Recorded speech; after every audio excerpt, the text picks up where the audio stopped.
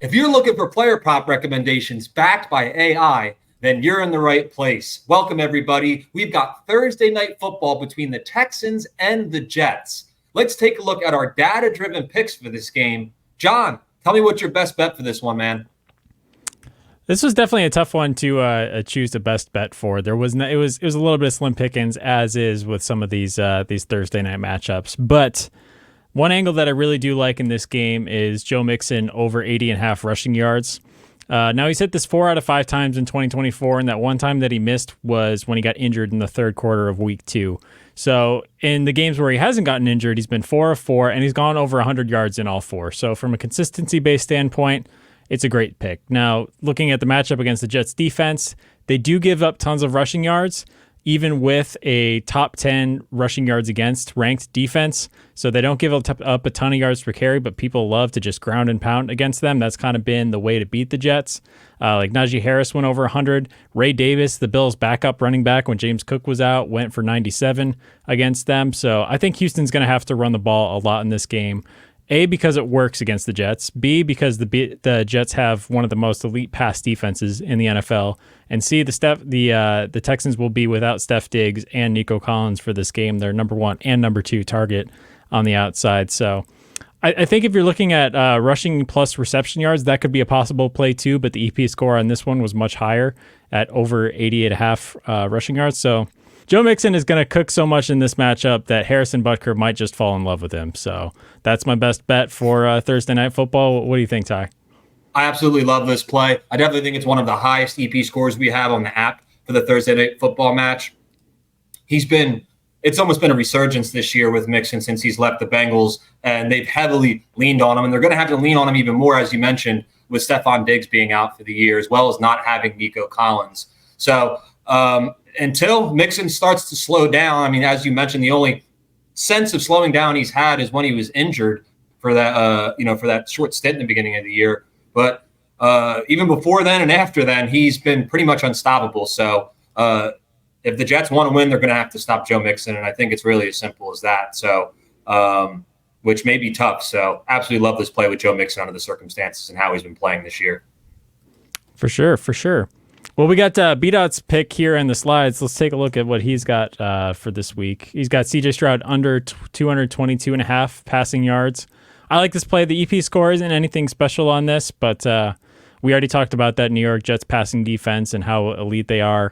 I think they're going to have to ground and pound. And, as far as Texans wide receivers that are going to beat these Jets corners on the outside, I don't really see too much happening there. So, your number 1 and number 2 targets are going to be like Tank Dell and Dalton Schultz in this game, right? So, I don't know. Do you see any path where this goes over, or do you kind of like how this sets up? I definitely like B-Dot's pick here with the under. Texans, obviously, we said will be without Nico Collins and Stephon Diggs, which Stroud's not necessarily used to. The Jets also allow the second fewest passing yards per game. I think it's right around 150 or so yards, maybe around that ballpark, which is well under this passing yards under. So, and if you look at the last 2 or 3 games, Stroud, I think, has thrown for under 200 yards. So that's obviously been without Nico Collins and now without Stephon Diggs for this game. So really like this at 222.5. I think it even started at around 220 or 221. So interesting to see where some of the money's been going on this one. But yeah, B-Dot decided not to show up today, but he said, "Hey, I got my pick." So we represent our guys in that regard. We got him. Yeah, I think CJ Stroud went for under 100 a couple weeks ago as well. So that real bad game potential is definitely there lurking. But what's your best bet you got lined up for Thursday? Yeah, so I'm going to go with that bad man. I'm going to go with Aaron Rodgers over 1.5 passing touchdowns. I know, let's not get crazy. I know everybody's been upset with the Jets lately. It's not been going well, but hey, I think they're going to turn the page here, and it's going to start with Rodgers. Rodgers has 2+ passing touchdowns in 3 of the last 4 games, and the Texans have allowed 16 passing touchdowns this season. Only 3 teams have allowed more than that in the NFL. And if you actually look at the last 3 games, Drake May had 3 passing touchdowns in his first career start, as well as Jordan Love having 3 touchdowns the week after. So this defense can certainly be had from a passing touchdown standpoint. And at this point, with Rodgers now having Devontae Adams, I think there's so many weapons and not to mention the plus value on this prop, it's just too good for me to ignore at this point. So I would honestly put my money down on this as soon as possible. I don't expect this to be at plus money by the time Thursday night rolls around. So I think a combination of the value plus the weapons with Rodgers makes this a pretty easy cash for over 1.5 passing touchdowns. Yeah, certainly you could get this with Devontae Adams, or this could be the Breece Hall screen game, from the 20-yard line in. Any one of those guys can break one. So yeah, I like it. Plus money tie. Well, it's good. You bet 2 plus monies, you just need one of them to win to profit. So that definitely helps when you're betting props like this. Love it. Definitely need to bounce back. So certainly need to bounce back for player props. So hopefully we can cash this this passing TDs. Hey, you've been good with the money lines. I think I went perfect on player props last week, but you've been nailing the money lines. So got to divide and conquer. That's right. Teamwork makes the dream work. So definitely appreciate you carrying us. And as you said, you've been lighting it up on the player props, and obviously all thanks to Elite Picks app for giving us all this data here. For sure. All right, awesome. Now let's move on to what teams we're going to be betting on for the Thursday night football match. John, what side are you on this one? Who do you like, man? So I know this is your area of expertise, right? So I'm always wary about my picks here. And I can definitely see the path to victory for the Jets. I mean, it's like, are they really this bad? They're so desperate at this point. They kind of, I expect them to look like an 0-3 team, or like Baltimore looked after starting 0-2. It's a desperate team.